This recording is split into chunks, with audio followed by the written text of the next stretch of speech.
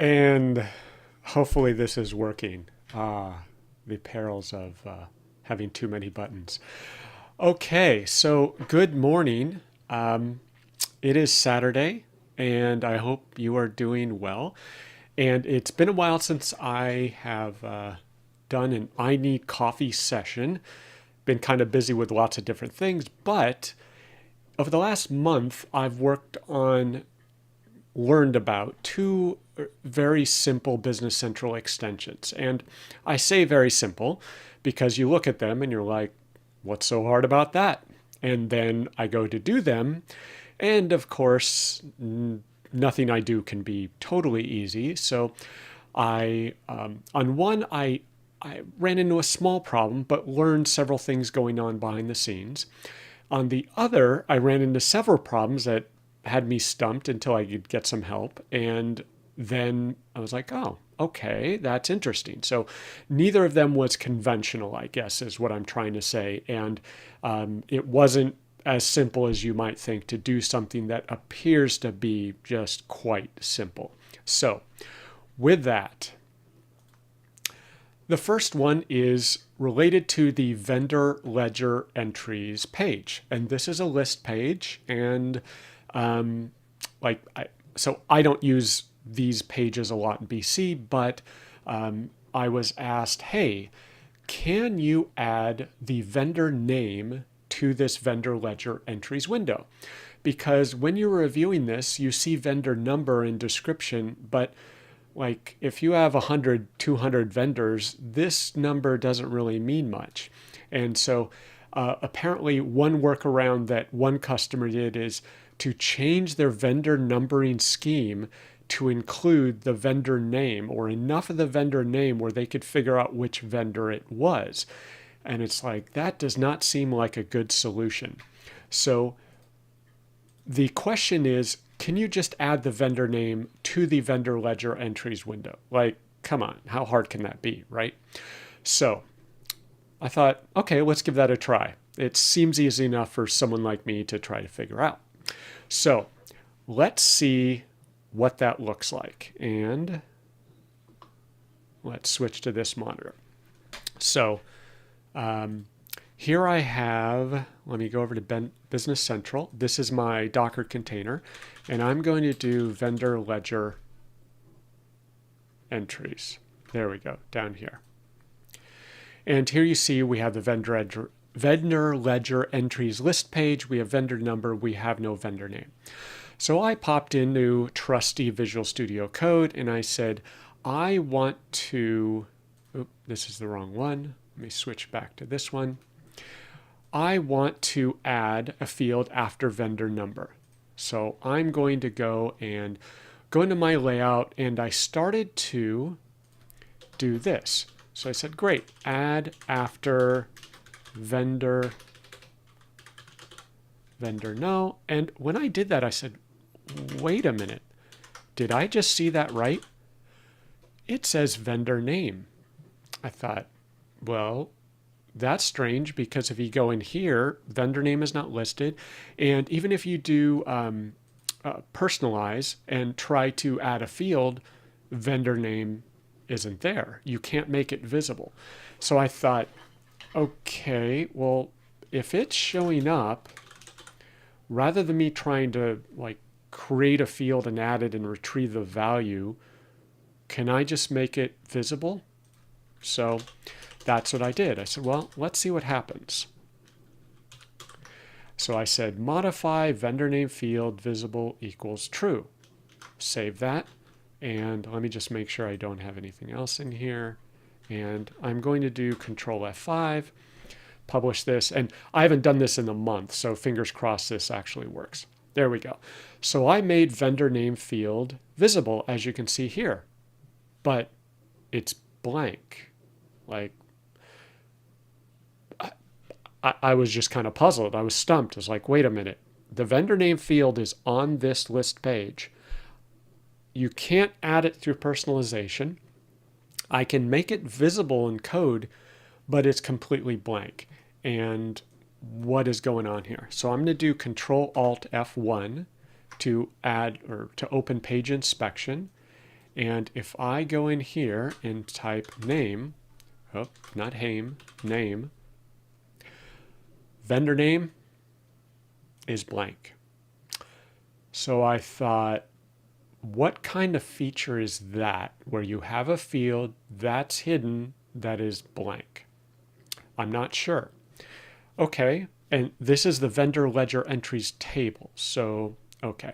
So I got help from someone and they said, well, here's one way to deal with that. And you just Control K, Control C. Let's try this approach. Let's go to your table and let's add a new field and let's make it a flow field. This is a simple way to retrieve a field value and get it on your page based on a related field. So I think of this as like a SQL join. So I'm going to, excuse me, I'm going to add a field. I'm just calling it show vendor name just to differentiate from that blank vendor name field. It is a field class flow field. Calc formula is a lookup. I'm not doing a sum or a count. And I'm going to get vendor name, vendor.name, where the number equals the vendor number field from my page. Because I have the vendor number. Excuse me. I have the vendor number, so I just want to look up from the vendor's table the corresponding name field. Very straightforward, right? So let me save this. And because I'm adding show vendor name, I'm going to add that to my page as well. So add after vendor number, field show vendor name. Application area all visible equals true. Very straightforward. So this was the initially proposed workaround. So I had to get help on this. So I called a friend and he said, well, let's try this. And so we save this and let's do Control F5. Look at that. It works. Very cool. So I had a blank vendor name field, and this is one way to use a flow field to add this field that I want. So great, this is awesome. But I wasn't able to just let it go, right? I'm the person asking all the dumb questions and saying, wait a minute. While I appreciate that that works, and that might be a common way to do something, we've seen that vendor name field is there. It's on the page. It's on the list page. It's blank. Why would Microsoft do that? It doesn't make any sense. And he said, good question. Let's take a look. And this I thought was pretty cool. This was kind of a learning experience for me. So we went to the page, clicked up here, pressed F12. And he showed me how to scroll down here, and he kind of skipped all this, and he just said, okay, let's look for vendor name. There's our field. So we have the vendor name field. Actually, let me make this bigger and hide this. Is it getting bigger? Oh, no, it's not. Hold up. Control plus. Okay, so there's our vendor name field. And you notice the visible property is based off of this variable vend name visible. Okay, so let's track that down. Vend name visible Boolean. Okay, we go down here. Vend name visible is based off of the purchasing setup copy vendor name to entries. Wait, what is this? No idea. But he saw purchasing setup and he said, let's go track this down. So let's go into, it's probably also purchasing setup, but okay, so purchases and payables setup. So you go in here and we start looking and looking, and let's just make this a little wider. Do you see it yet? It's not obvious. Over here, oh, it just moved. Where is it? Copy vendor name to entries. This option controls whether that field is visible or not on the vendor ledger entries window. Like, okay, why is this option here? Like, why would you want to make a vendor name field visible or not visible when it's blank? So we said, okay, what happens if we turn this on? Well, look at that. We get prompted with a notification. 403 vendor ledger entries with empty vendor name field were found. Do you want to update these entries by inserting the something? Sure, let's schedule that. And let's make that for today. Click on OK. So we let this run and it kicks off a job queue to do this update.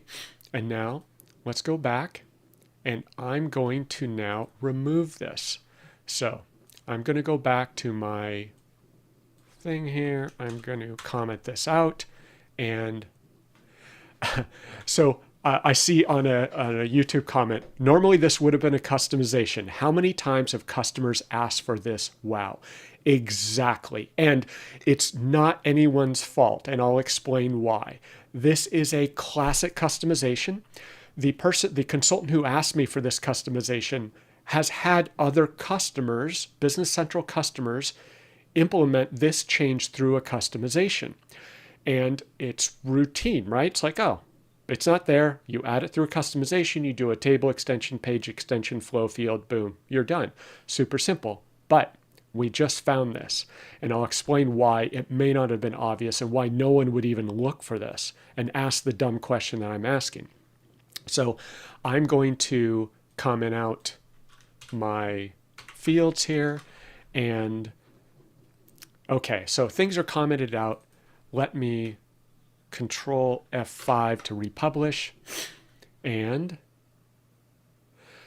now, because we enabled copy vendor name to ledger entries in the purchases and payables setup, and we ran that routine to update those existing 400 plus entries, Business Central copied the value. And you notice before when I added a flow field of the vendor name, it was a hyperlink to drill into that vendor or that transaction. I'm not quite sure, but it was a hyperlink. Now we have just the text value, no drill down.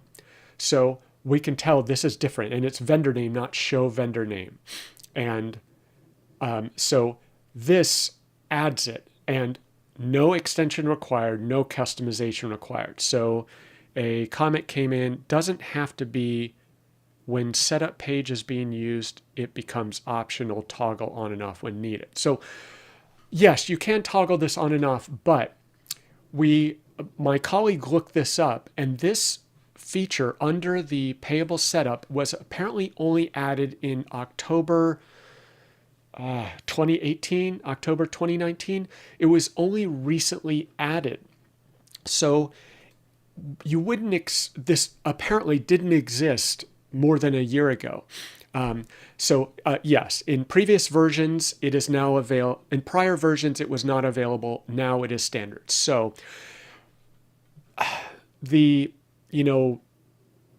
if you're not used to looking for that feature, if you didn't know it existed, and we try to scour the new releases, new features list of new releases. My colleague and I try to understand what's available, but this is one toggle that got released in one of the fall releases in the last 2 years. Neither of us knew about it. The developer that helped me find this didn't know about it because he's doing 1,000 other things, right? The consultant who asked me for this customization is doing implementations. She's doing 1,000 other things, and we just missed it. So unless I would have asked that dumb question, would have never even discovered it. So yeah, so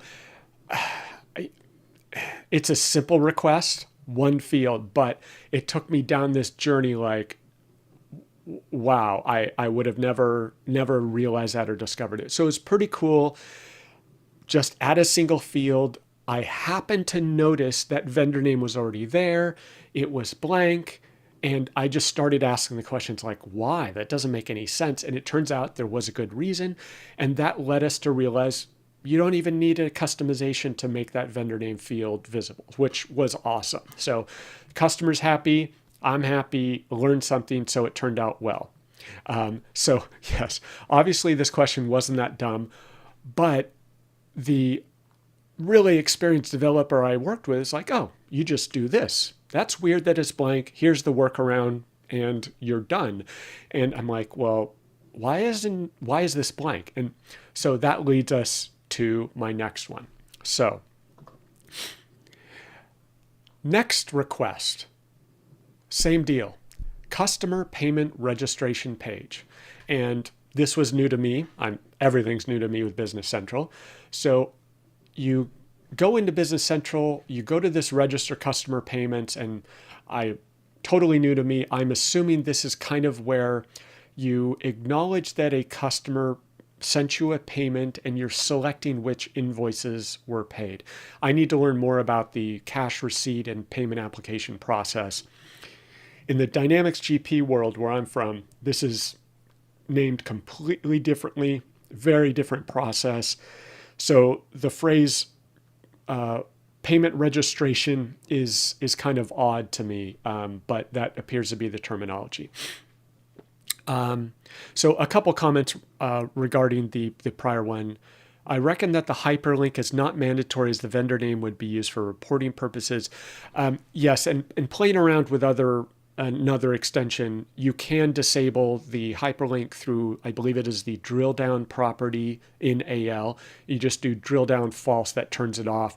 And then in some fields, you have to do editable as false in order to make it look like the field is editable. It's not, but the user can click in there and type. So for some reason, when you're adding those flow fields, you have to do some of the housekeeping to turn off drill down, turn off editable if you don't want those. Another comment, isn't it the proper way to first check what's there before adding new things? Yes, and so that's part of the lesson is now I know, and I'll show you on the second one, I'm checking for those fields now because I'm like, does it already exist? If so, can I just make it visible? But it seems that if it is not available via personalization and it's there and it's hidden, there's something going on in the background, and it varies by page. So not always an easy, it's just there, you need to add it. It's in my experience in these two examples, it's a little trickier than that. And so it varies, right? And so it's like, well, can't you just enable the field if it's there? Well, no. In both cases, I could not do that via AL. I'm having to do these alternative approaches, shall we say.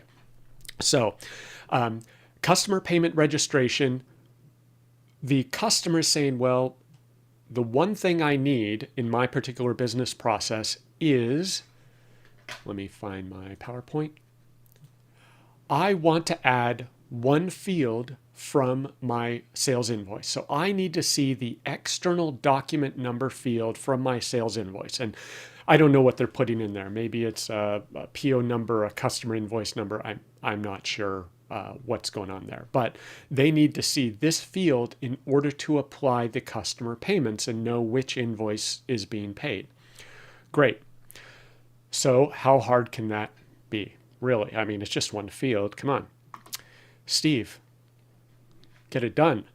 So let's go to the payment registration window. Let me just close a few tabs because I will get very confused. So let me just go back home. Okay, that's fine. And I'm going to go to payment registration. And yes, the page inspector showed in the case of a vendor name, it showed it was blank. So that's where you're like, well, sure, I can make it visible, but it's going to be blank. So there's something else going on. And this is exhibit B of that same situation. So let's go to the payment registration page, and the tell me calls it payment registration, but the actual page up here calls it register customer payments. So little inconsistency there, which not terribly surprising. So here we have the register customer payments or payment registration page, and we want to add a field called external document number, which is from our sales invoice. So if I go into, actually maybe I can see it on that page, payment registration, and I scroll down, this is an invoice I believe that I entered, and they don't make it easy to see. So I'm not very good at the navigation in Business Central yet, obviously, but anyway, trust me in that I did enter an external document number as I showed you here. So that's my external document number. So we just want to show that. Easy peasy, right? One field. So let me close this project. Let me go back over to my other project. And okay, so I'm going to say after the due date field, so right here after due date, I want to add my external document number. So I thought, okay, great. Wait a minute. External document number is listed. I knew to check for it, right? So I learned a lesson. So what if I do modify external document number, and I'm doing something wrong. Visible equals true. Oh, I'm doing add after. That's what I'm doing wrong. Sorry, I'm improvising now.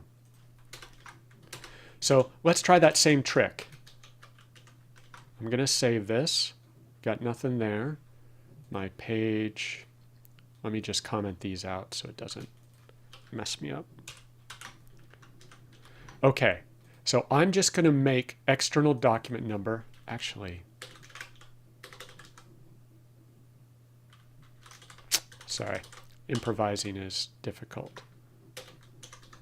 Modify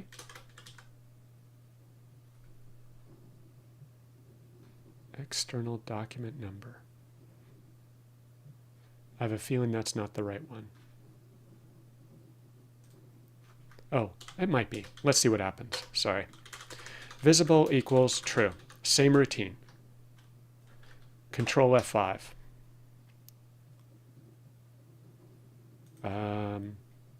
Oh, okay, doesn't contain it. Okay, so how did I do this?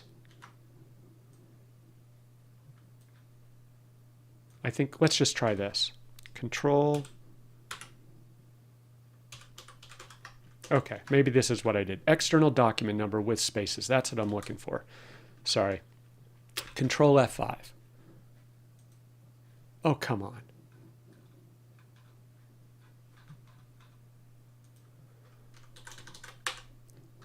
This is why you don't do live coding. Fields. Does not contain a definition. I saved it. Control F5. Payment registration.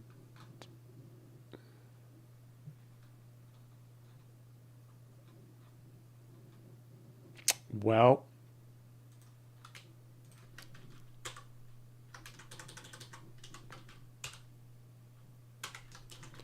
let's just back out. Okay, so something is going on.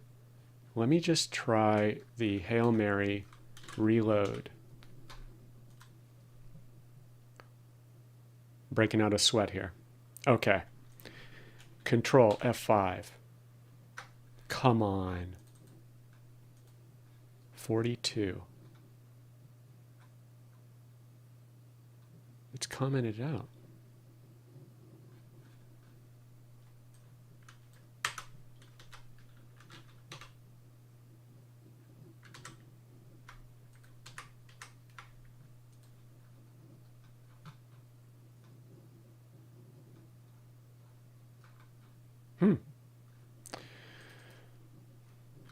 Okay. What am I doing wrong? Everything's commented out. Commented out. Let me just comment out everything.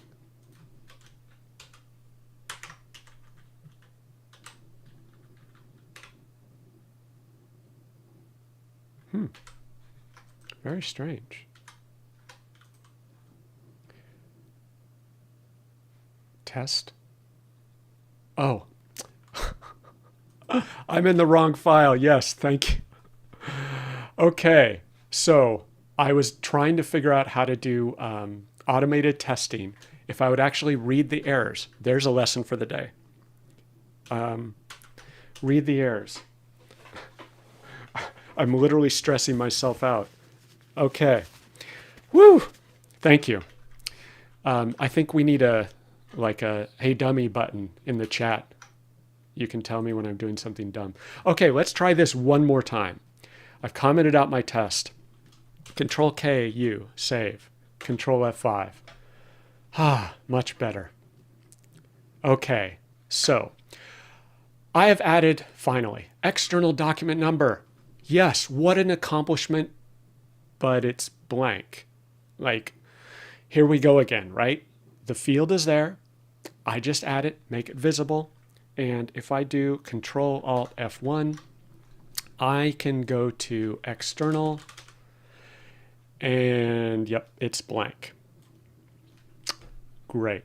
So there is a blank field that is in the list page. Now, I didn't know this at the time, but I later accidentally scrolled over. There is something called external document number, but I don't believe this is the sales invoice external document number. I'm trying to figure out what that is, and I need to do more research and ask the consultant what that is. But I'm guessing this might be the exact same thing. So if I do Control F1, yeah, let's pretend that never happened. Yes, there was no mistake. So external. So external document number is blank. So I suspect I'm just repeating the same external document number that's blank here. So it's like, okay, that's apparently not what I want. So this is a different example where the field is there, I can make it visible, but it's blank, or it's just the wrong field, just happens to be the same name. And I've tried to play with this to type in a value. It's editable, and I posted a payment, but I couldn't figure out what it did or why it's here. So further research required. So that's not the field I want. So I said, okay, I know what to do. I can create a flow field, right? So I'm going to disable this because that's not what I want.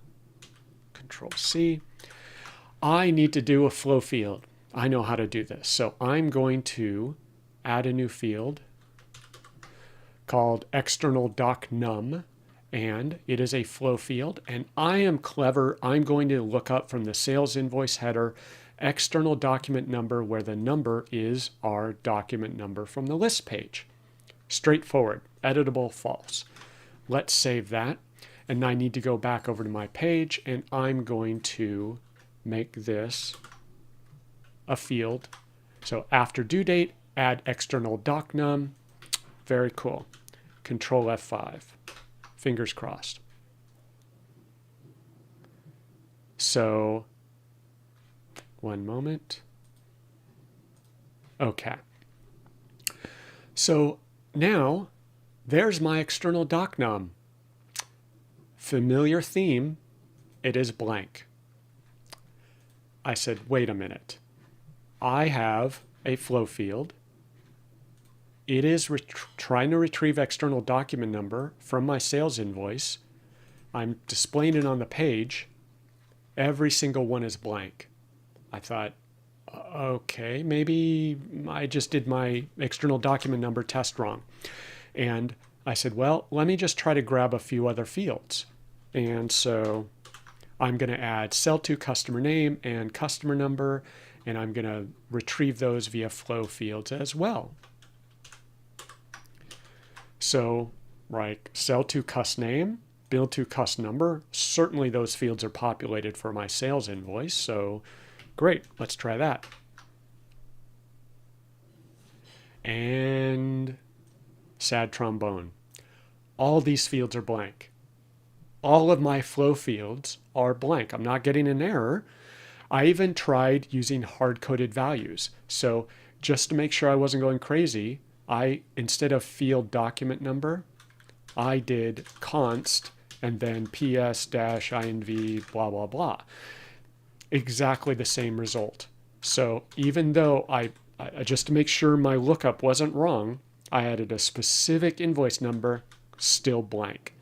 So fortunately, I had access to an expert and I asked that expert, okay, what am I doing wrong? This is weird. He looked at it, he says, yep, I agree. This is weird. So once again, he went right to the page source code. So I click on extends payment registration page. I press F12 and I don't yet know how to read this very fluently, but I believe he scrolled down past the fields and he was looking at how this list view was populated, or this list page. And he goes down and he sees, let me just scoot this down. He sees, wow, there's a lot going on here. Where is it? Come on. Payment registration.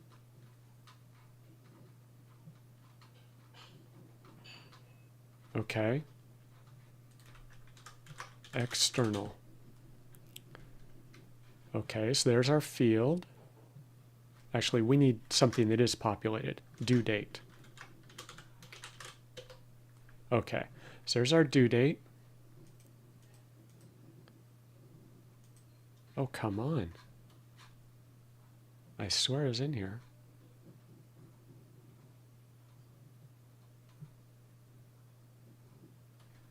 Oh, maybe it was the table.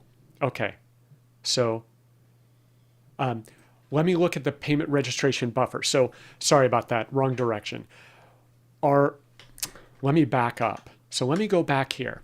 So why are these blank? So let's do page inspection, Control F1, and we can see external document number is blank.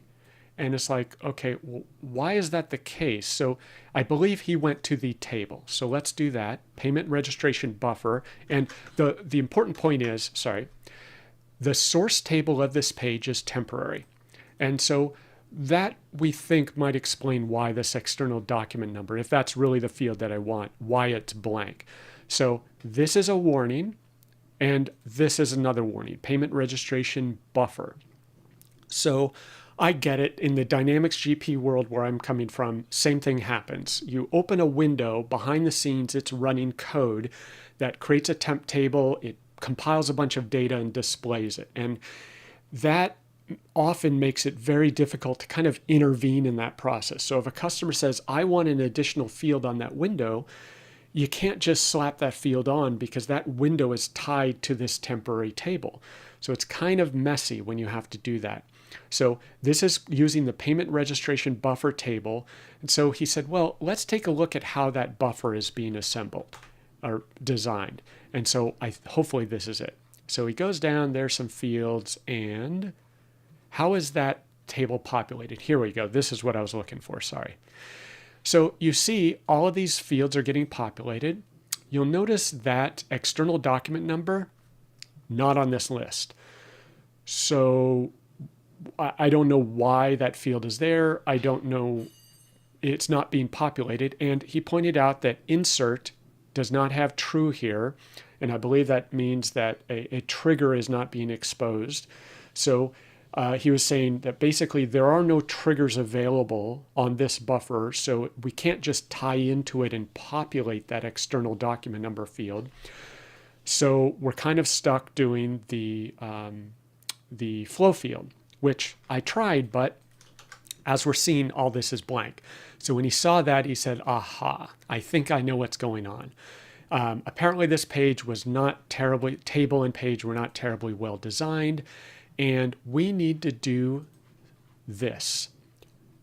So we need to add a page trigger on after get record, which I'm just learning about, and we need to force it to recalculate the fields.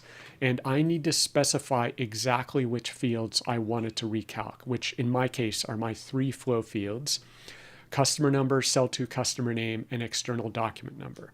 So now I'm going to save that, Control F5, and fingers crossed, there we go. And there is my external document number on my one test record. So I was like, you have got to be kidding me. All I wanted to do was add one field. Now, the good thing is, when you run into these problems, or when I run into these problems, it seems I do this frequently, it takes you on a journey that you would normally never go on. So if I would have just made this field visible and it was populated, if I would have just added this as a flow field and it would have just magically appeared, I would not have learned these things. So I wouldn't have known about the payable setup option to copy the vendor name. I wouldn't have known to look over here and realize there's an external document number that is blank, that is not being populated in the buffer table. So what is this field? I need to find out and ask what's going on here. What is this used for? And then, even though I added the flow field, it's not being displayed. So I learned about this calc fields function. And so I need to look up and learn more about that. So whenever I run into some problem, it is a little frustrating and kind of like, great, here we go again. But I learn a lot in the process. So with that said, that was the journey of adding, where are we? Adding just one field to the register customer payments page. And turned out I figured it out, but it is a journey, but it was really cool to have someone explain it to me, like, oh, here's what's going on. And they were solving the problem on the fly, and it was pretty cool to watch them work and figure out what was going on as I'm like this clueless spectator. And they're like, okay, let's try this, let's try this, let's try this. And you could just see the cogs working in their brain, and they're like, oh, this is probably it. And sure enough, it was. So that is the difference between someone like me who's trying to learn from the books and videos and blog posts and just, bumbling around trying to figure things out, and an expert who doesn't know the answer but is able to solve these things just intuitively. Like I can relate to it in the Dynamics GP and .NET world. Like something isn't right, and you're like, I'll bet it's in one of these three places. You just intuitively know it's there. And you try them and you figure out where it is. You're like, okay, that makes sense given all these mechanics and context that you have in the back of your mind. Well, I don't have any of that context in Business Central yet, so I'm just like amazed whenever any of these things are uncovered. So anyway, now I'm able to add that external document number. And in this case, another interesting thing I learned, you notice it's not hyperlinked, it's not editable. Well, I did that intentionally. So let me just hide these fields. And I can make drill down false. Let me disable that. Let me do a Control F5. And you'll notice, now this is what I initially got. I didn't know to set drill down false. And I got this hyperlink and I thought it was an underscore. I was like, that's weird. Why is it displaying an underscore when there's no value? And I did Control F1 and I'm like, okay, where's my external doc num is blank. It's an underscore. Well, no, when it's a blank value, it's displaying this underscore like a hyperlink. It's like a space and it says open record. So I'm debating whether to leave this, because when you click on this, it's kind of cool in that it takes you to the posted invoice. And that, as far as I could tell, is not something that is available on this window by default. You have to kind of drill to the customer, and then you got to drill around to find this document. And it's like, that's strange. So I may keep it as a drill down hyperlink. Not quite sure. This is kind of annoying where it's an underscore, but when the value is there, it's kind of neat. Oh, I'm sorry. Thank you. Wrong display. Okay. Am I in the right display? No. Oh, there we go. Okay. So sorry about that. So what I did was I re-enabled the hyperlink and the screen endo. Yes, that is one thing I do wrong. So I commented out drill down false. And I think that's kind of cool because now something I couldn't find directly on this window out of the box. Now, if I click on EXT111, it takes me directly to the posted sales invoice, which I think that's cool. So now I can go right to that document and see it. And it's like, oh, that's kind of handy. So, yeah, I need to check the comments more often. So I'll ask the customer or the consultant whether they want that as a drill down field or not. So if you don't have that drill down field, then it seems like you have to go through this circuitous route to find the actual entry, and it seems much more convenient to me to have that hyperlink. So that's what that drill down field can do for you. And interestingly, let me just redisplay this. Uncomment, and let me do the name as well. And I'll turn off drill down. Let me comment these.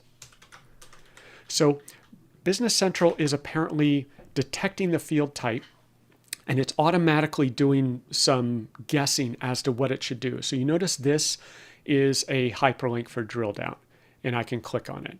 And the customer name is also a hyperlink by default, but that hyperlink takes me to the invoice, apparently because that's where I'm retrieving it from the sales invoice header. But if I go to bill to customer number, it's not a hyperlink.